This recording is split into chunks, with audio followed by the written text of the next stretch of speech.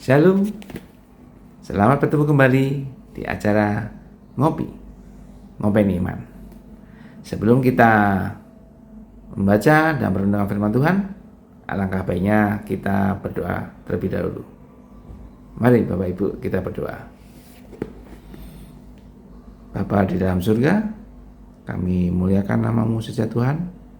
Pada kesempatan hari ini, kami mengucap syukur kami boleh bertemu lewat udara bersama dengan seluruh jemaat GKI sepanjang.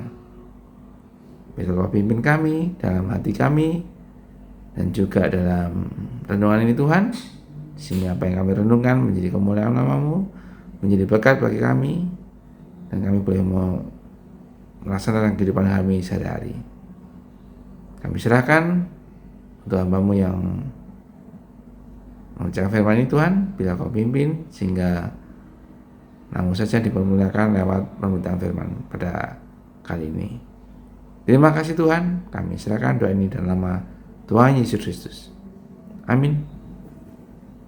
Bapak Ibu sekalian, marilah kita membaca kitab sejarah dari Yesaya 58 ayat 9b sampai dengan 14.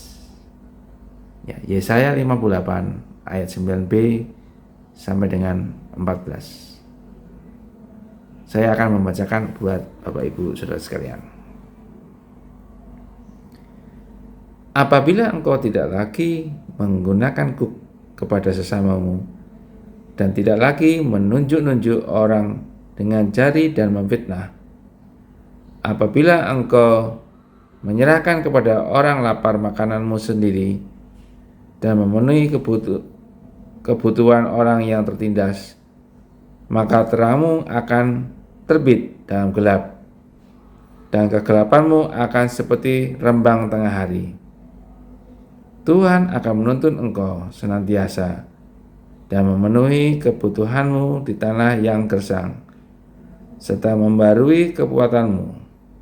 Engkau akan seperti kebun yang diairi dengan air, dan seperti mata air yang tidak pernah mengecewakan.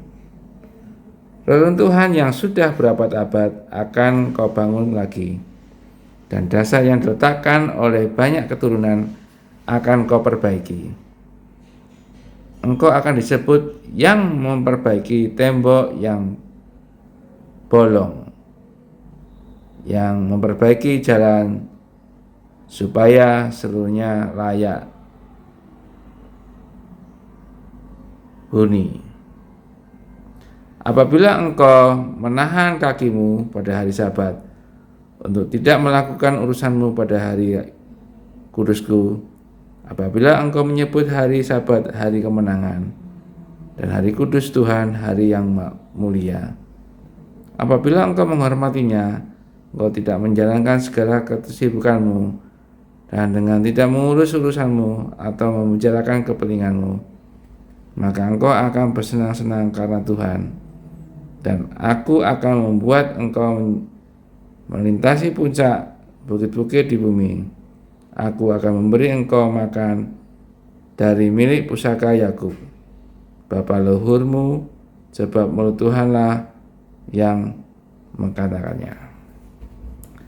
Demikianlah firman Tuhan, bila kita menjadi berkat bagi kita semuanya. Amin.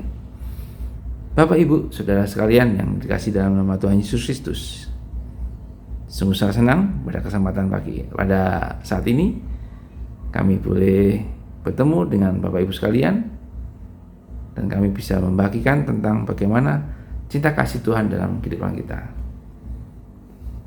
Pada ayat yang telah kita baca di kesempatan kali ini, ya, kita melihat bahwa ternyata kita sebagai tubuh Kristus, kita sebagai gereja Tuhan dipanggil bukan hanya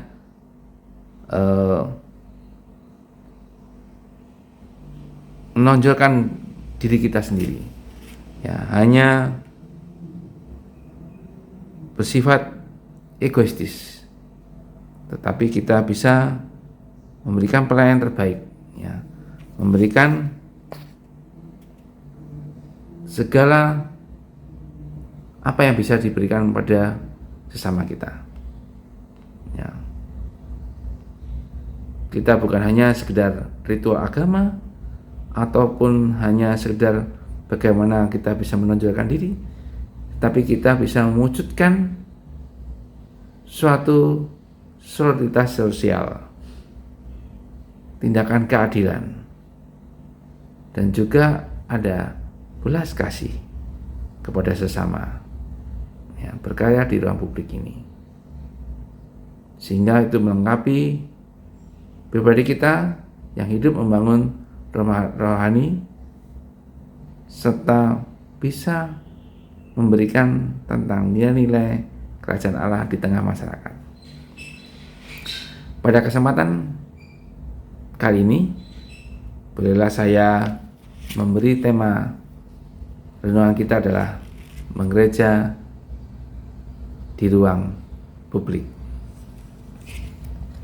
Bapak Ibu sekalian, setelah kita baca dari Yesaya 58 tadi, ya, bahwa ternyata di ayat Yesaya 56 sampai 66 yang kemungkinan besar ditulis pada saat pembuangan di Babel, ya, di mana saat itu bangsa Yuda baru saja kembali dari pembuangan. Mereka banyak sekali menghadapi tantangan. Di pasal 58 justru membicarakan bagaimana hubungan antara ibadah yang benar dengan kehidupan sehari-hari yang berkenan kepada Tuhan.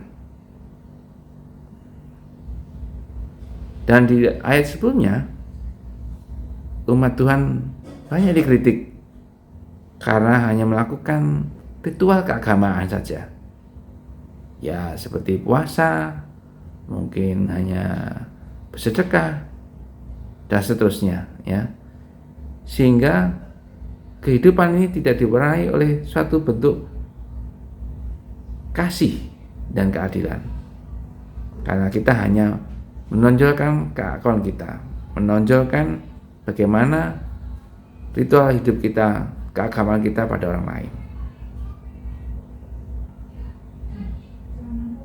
Tetapi juga tindakan ini harus mencerminkan kasih terhadap sesama. Jadi kita tujuannya adalah membebaskan orang tertindas, juga ada memberikan makan pada orang lapar dan memberi tempat pada orang miskin. Ini yang menjadi poin utama kita, bagaimana kita sebagai seorang murid Tuhan bisa memberikan sesuatu yang baik pada sekitar kita. Pada ayat 9b sampai dengan 14 bisa kita baca, menekankan janji Tuhan bagi mereka yang menjalankan keadilan dan belas kasihan. Tuhan berjanji akan memberikan pemulihan dan perlindungan dan tetap berkat bagi umatnya yang memperhatikan orang lain, bukan dengan kesibukan saja, tetapi bagaimana bisa memberikan perhatian, memberikan kasih, ya, karena dari situlah mencerminkan tentang kehadiran Tuhan dalam kehidupan ataupun dalam spiritual umat manusia, ya, diikuti oleh bagaimana memberikan kesejahteraan fisik maupun sosial. Itu adalah suatu buah ketaatan bagi kita, sikap yang benar, ya, sikap yang menjadi teladan bagi masyarakat sekitar. Bapak Ibu Saudara sekalian yang dikasihi dalam Tuhan, ada beberapa poin penting yang mungkin kita bisa tarik dari firman kita pada bacaan kita pada hari ini. Ada pertama adalah bagaimana kita menjauhkan diri dari penindasan dan fitnah. Ya.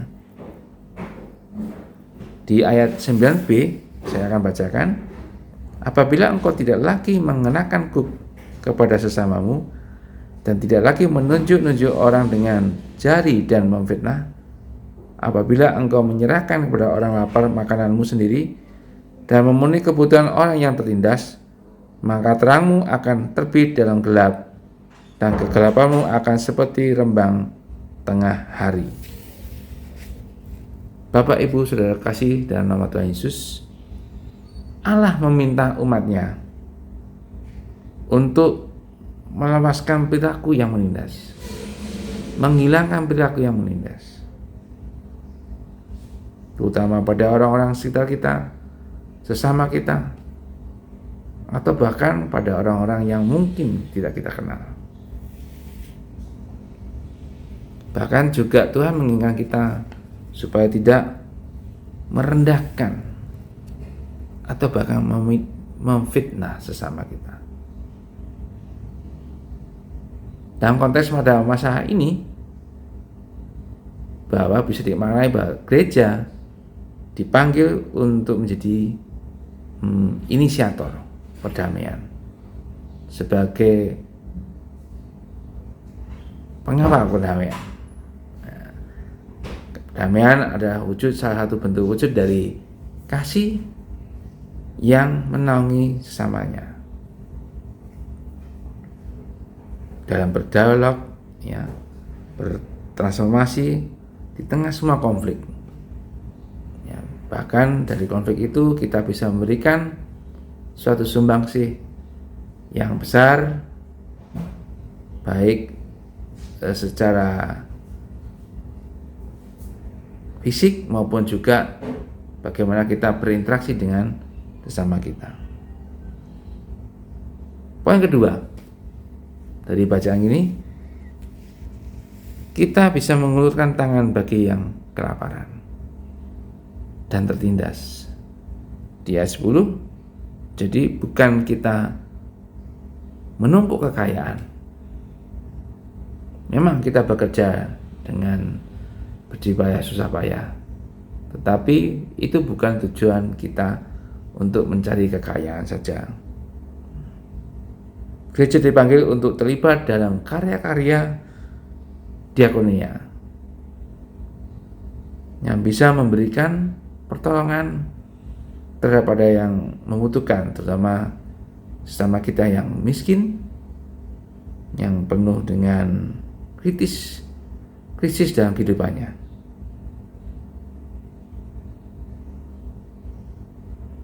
Sebagaimana pernah dimunculkan oleh Rasul Paulus di kitab Korintus, saya akan bacakan di 1 Korintus 13 ayat 1. Sekalipun aku dapat berbicara dalam semua bahasa manusia dan bahasa malaikat, tetapi jika aku tidak mempunyai kasih, aku sama dengan gong yang berkumandang dan simbal yang gemerincing.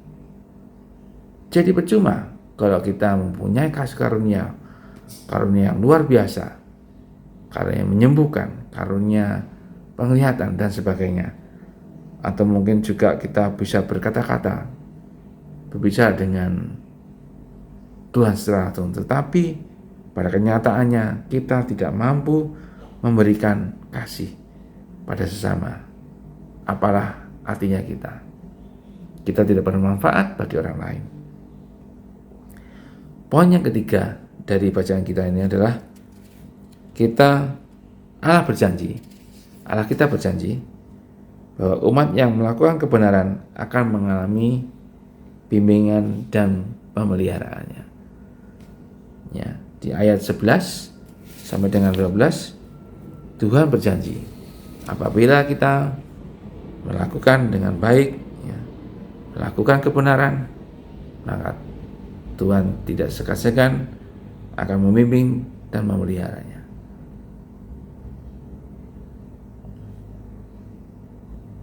Mereka akan seperti taman yang selalu diairi oleh air, oleh pengasuh tamannya, diberi pupuk, ya, dan kita dipelihara oleh kasih Tuhan itu sendiri. Dan kita tidak akan pernah malah keruntuhan, ya, oleh karena kita selalu disupport oleh Tuhan sendiri. Akhir kata dalam renungan kita pada kesempatan kali ini, malah kita berintrospeksi, ya. Apakah yang sudah kita perbuat dalam kehidupan dunia ini? Apakah kita sudah memberikan kasih yang Tuhan sudah berikan pada kita, kepada kita rasakan sebelumnya? Apakah kita sudah memberikan itu pada sesama kita? Atau bahkan hanya muncul sebagai arogansi, atau mungkin supaya kelihatan kita menjadi lebih hebat, lebih wah dalam setiap langkah kita. Biarlah pada kesempatan kali ini kita boleh memberikan yang terbaik, memberikan cinta kasih Tuhan kepada sesama kita, bukan hanya segala ritualitas ataupun sekedar menunjukkan bagaimana kita, tetapi kita benar-benar bagaimana kasih Tuhan itu, cinta kasih Tuhan, keadilan Tuhan bisa hadir dalam kehidupan kita sehari-hari, menggereja, di ruang publik. Mari kita berdoa. Bapa di surga, kami mengucap syukur pada kesempatan kali ini. Kami boleh sedikit mendengarkan firman-Mu dari Yesaya 58 ayat 9b sampai dengan 14. Biar Kau sendiri yang menanamkan dalam hidup kami, menerjemahkan dalam kehidupan kami, dan kami boleh melakukan dalam keseharian kami, Tuhan.